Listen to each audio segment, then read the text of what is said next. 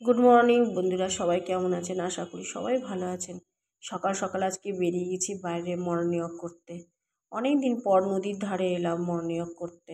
কারণ আগে অনেক সময় যেতাম সকাল সকালে হাঁটতে।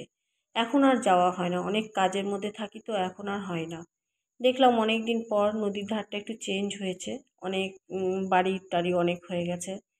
এবার তারপরে একটু গাছের যত্ন করব বলে একটু মাটি রেডি করছি, মানে গাছের টবের উপরে দেব বলে। তাই কেননা জল দিতে দিতে না টবটা অনেকটা ফাঁকা হয়ে যায়, মানে মাটিগুলো অনেক নেমে সব বয়ে যায়। তো আমি এই জিনিসটা করি। শুধু তো মাটি দিলে হয় না, একটু মাটির মধ্যে একটু গোবর মিক্সড করে, আর মাটিগুলো যেহেতু বস্তায় মানে শুকিয়ে গেছে, মানে ধুলো হয়ে গেছে, ওই জন্য ওটাকে একটু জল দিয়ে ভিজিয়ে রাখলাম মাটিটাকে। তার মধ্যে আমার উপরে একটু কিছু গাছ আছে, আমি ভাবলাম যে একটু ওই সব গাছে আমি একটু গোবর জল দিয়ে আসি। মানে দুই জায়গায় গাছ আছে, এখানেও কিছু গাছ আছে আর সেকেন্ড ফ্লোরেও কিছু গাছ আছে।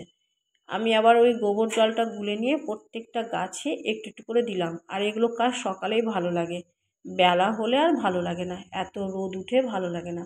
তবু অনেক অল্পটা রোদ উঠে গেছে। এবার রান্নাঘরে চলে এলাম একটু চা খাওয়ার জন্য। তো দুটো ছেলে এসেছিলো, এসে সার্ভিসিং করতে, তাদেরকে দুধ চা করে দিলাম।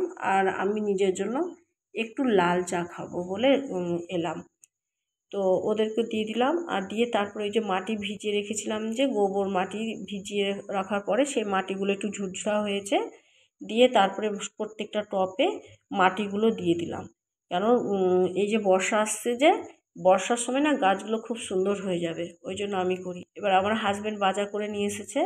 এবার কাবলি ছোলা, ছোলা, মটর, এগুলো আমার ছোটো ছেলে প্রতিদিন ঘুগনি, ভাতের সাথে ঘুগনি খায়, ওই সবজি খুব কম খায়।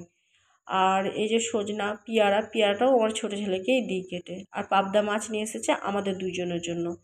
তো পাবদা যেটা মাছ নিয়ে এসেছে, সেই মাছটা একটু মশলা করেই করব, কেন ওই এর আগে করেছিলাম কালো জিরে দিয়ে। তো আজকে ভাবছি একটু মশলা করে করি। আর এই যে কাজু আর কিশমিশটাকে ভিজিয়ে রেখেছি, এটা কাবলি ছোলাতে দিয়ে দেবো বলে। তো এটা ভিজিয়ে রাখলে বেশি মানে পেস্ট ভালো হয়। আর এই যে রসুন, আদা, লঙ্কাটা সেটা যাবে মাছের ঝোলে, মাছের। আর এটা হচ্ছে কাবলি ছোলা সেদ্ধ করে রেখেছিলাম, আর সেদ্ধ করে রেখেছি। আর এর মধ্যে কী কী দিয়েছি, হলুদ, লবণ আর একটু কাশ্মীরি লঙ্কার গুঁড়ো। তাই কালারটা এত সুন্দর লাগছে। মানে মনে হচ্ছে না যে আমি এটা, মানে মনে হচ্ছে না যে সেদ্ধ করে রেখেছি, মনে হচ্ছে যে আমি এটা কাবলি ছোলাটাকে করে রেখেছি। আর এই কাবলি ছোলা যে মশলাটা করছি, সেটাতে শুধু আছে টমেটো, কাজু, কিশমিশ, এগুলোই আছে।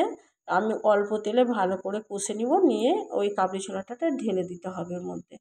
হয়ে যাবে কাবলি ছোলা। তার মধ্যে মাছের রেসিপিটাও করে নিয়েছি শুকনো শুকনো করে, আলু দিয়ে, বেশি ঝোল করিনি। আর করলাম নিম বেগুন ভাজা, আর কাবলি ছোলাটাকে মশলা দিয়ে এই যে এরকম হয়েছে।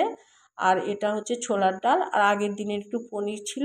এবার আমার ছোটো ছেলেকে খাবারটা দিলাম বেড়ে। ছোটো ছেলে আর দই আমি বাড়িতেই প্রত্যেকটা দিন আমি বাড়িতেই জমিয়ে নিই, 1 প্যাকেট করে নিয়ে আসি, আর একদিন সবার হয়ে যায়। তো ভালো লাগলে বন্ধুরা